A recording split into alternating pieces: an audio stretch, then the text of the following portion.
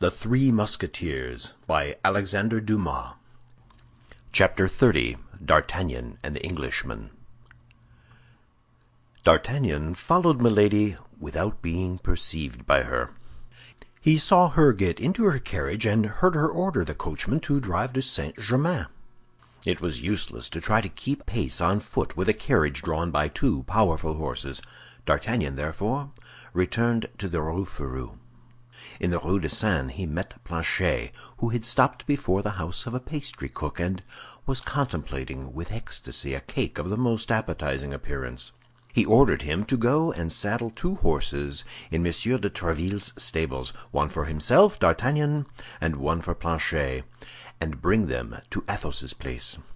Once for all, Tréville had placed his stable at D'Artagnan's service. Planchet proceeded toward the Rue du Colombier, and D'Artagnan toward the Rue Férou. Athos was at home, emptying sadly a bottle of the famous Spanish wine he had brought back with him from his journey into Picardy. He made a sign for Grimaud to bring a glass for D'Artagnan, and Grimaud obeyed as usual. D'Artagnan related to Athos all that had passed at the church between Porthos and the procurator's wife, and how their comrade was probably by that time in a fair way to be equipped. "As for me," replied Athos in his recital, "I am quite at my ease. It will not be women that will defray the expense of my outfit." "Handsome, well-bred, noble lord as you are, my dear Athos, neither princesses nor queens would be secure from your amorous solicitations." "How young this D'Artagnan is!" said Athos, shrugging his shoulders, and he made a sign to Grimaud to bring another bottle. At that moment Planchet put his head modestly in at the half-open door, and told his master that the horses were ready.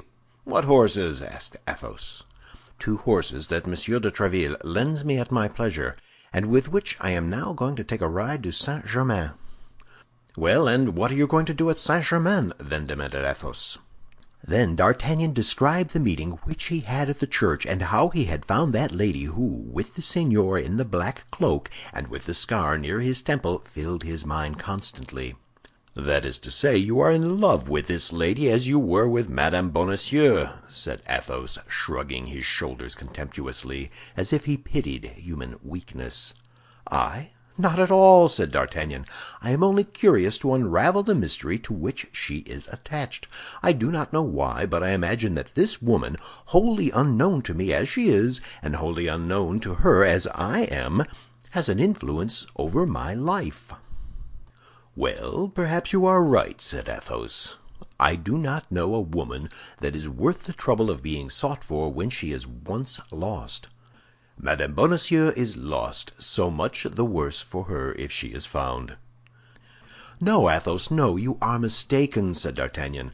"I love my poor Constance more than ever, and if I knew the place in which she is, were it at the end of the world, I would go to free her from the hands of her enemies.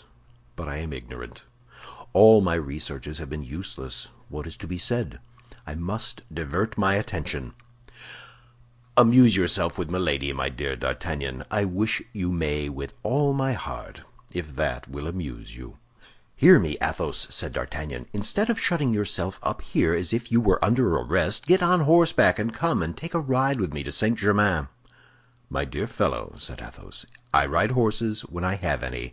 When I have none, I go afoot." "Well," said D'Artagnan, smiling at the misanthropy of Athos, which from any other person would have offended him, "I ride what I can get. I am not so proud as you. So au revoir, dear Athos." "Au revoir," said the Musketeer, making a sign to Grimaud to uncork the bottle he had just brought. D'Artagnan and Planchet mounted, and took the road to Saint-Germain. All along the road, what Athos had said respecting Madame Bonacieux recurred to the mind of the young man.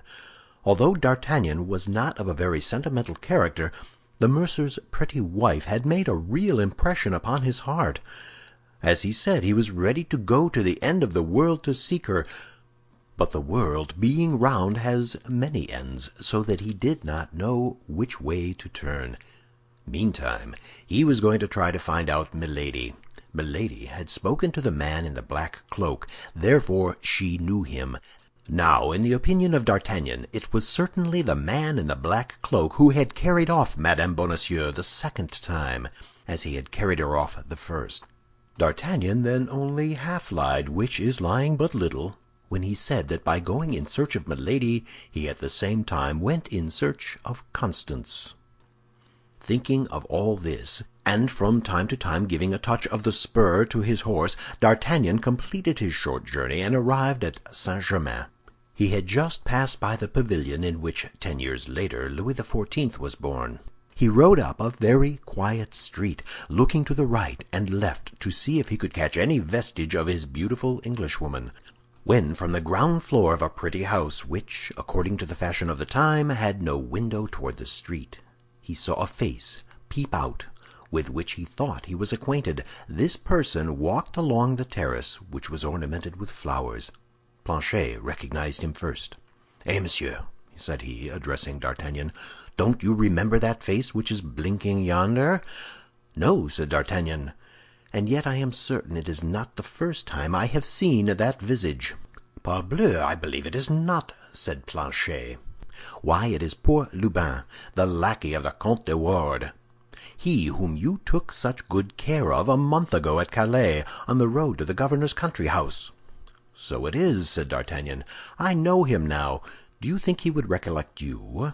"My faith, monsieur, he was in such trouble that I doubt if he can have retained a very clear recollection of me." "Well, go and talk with the boy," said D'Artagnan, "and make out, if you can, from his conversation whether his master is dead." Planchet dismounted and went straight up to Lubin, who did not at all remember him, and the two lackeys began to chat with the best understanding possible, while D'Artagnan turned the two horses into a lane, went round the house, and came back to watch the conference from behind a hedge of filberts.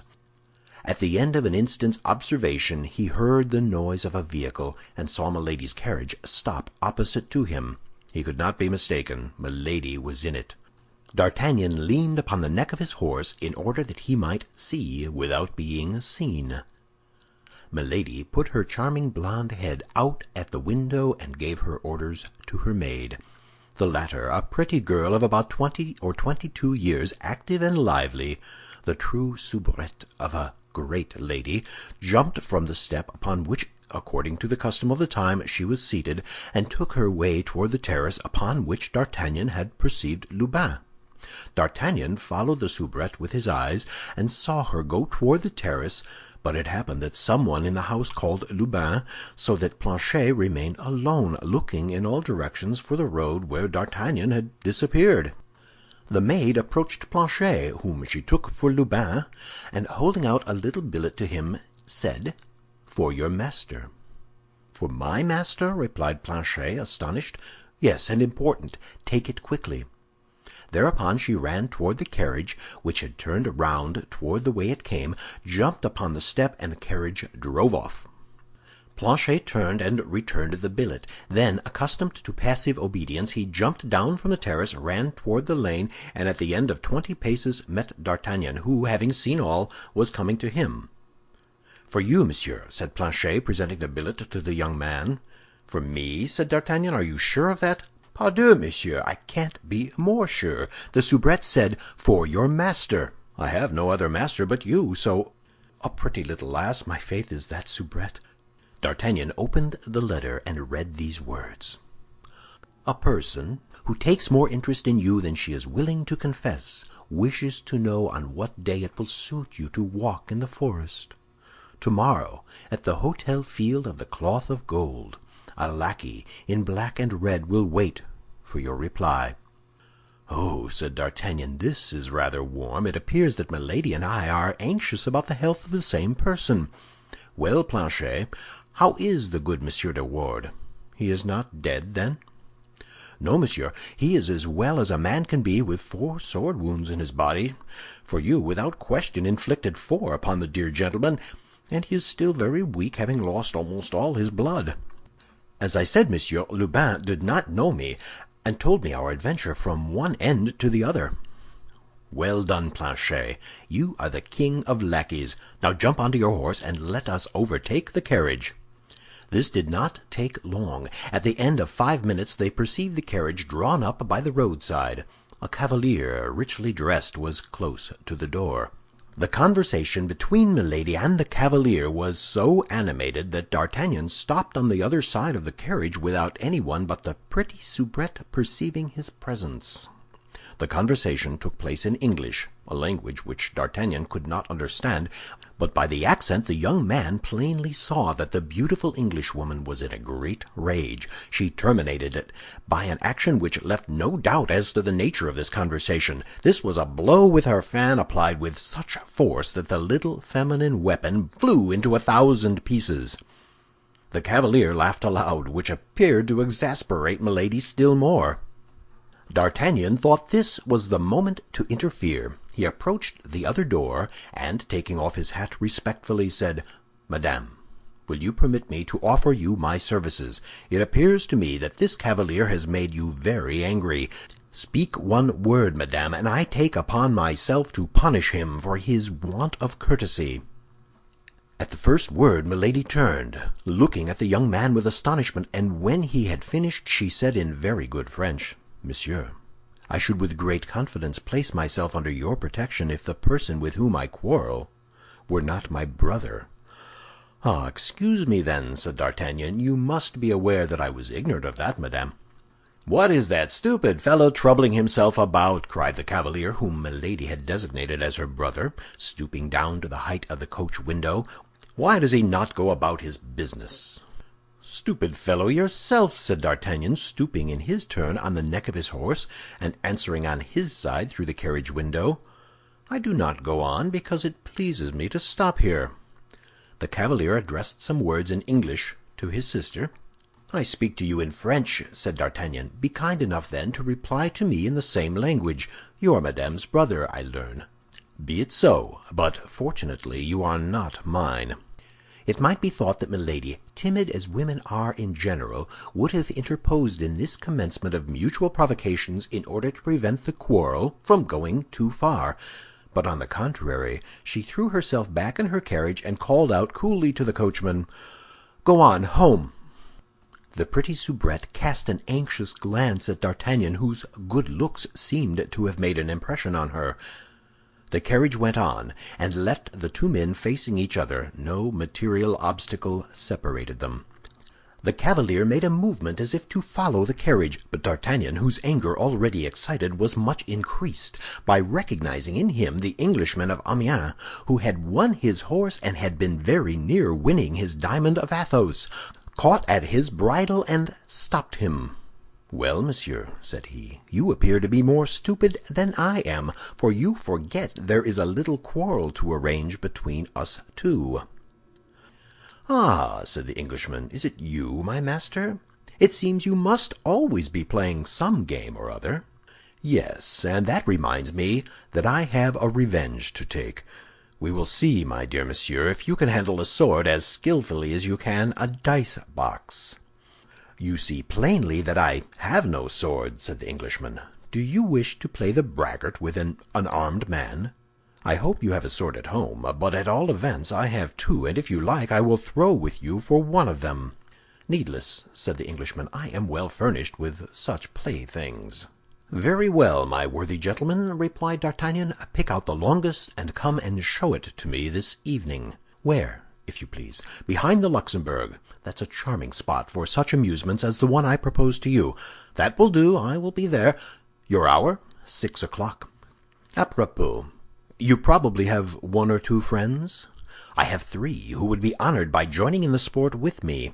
"3? Marvelous! That falls out oddly. 3 is just my number." "Now then, who are you?" asked the Englishman. "I am Monsieur d'Artagnan, a Gascon gentleman, serving in the king's Musketeers. And you?" "I am Lord de Winter, Baron Sheffield." "Well, then, I am your servant, Monsieur Baron," said D'Artagnan, "though you have names rather difficult to recollect." And touching his horse with the spur, he cantered back to Paris. As he was accustomed to do in all cases of any consequence, D'Artagnan went straight to the residence of Athos. He found Athos reclining upon a large sofa, where he was waiting, as he said, for his outfit to come and find him. He related to Athos all that had passed, except the letter to Monsieur de Wardes. Athos was delighted to find he was going to fight an Englishman. We might say that was his dream. They immediately sent their lackeys for Porthos and Aramis, and on their arrival made them acquainted with the situation. Porthos drew his sword from the scabbard and made passes at the wall, springing back from time to time and making contortions like a dancer. Aramis, who was constantly at work at his poem, shut himself up in Athos's closet and begged not to be disturbed before the moment of drawing swords.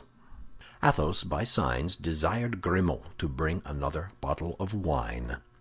D'Artagnan employed himself in arranging a little plan, of which we shall hereafter see the execution, and which promised him some agreeable adventure, as might be seen by the smiles which from time to time passed over his countenance, whose thoughtfulness they animated. End of chapter 30.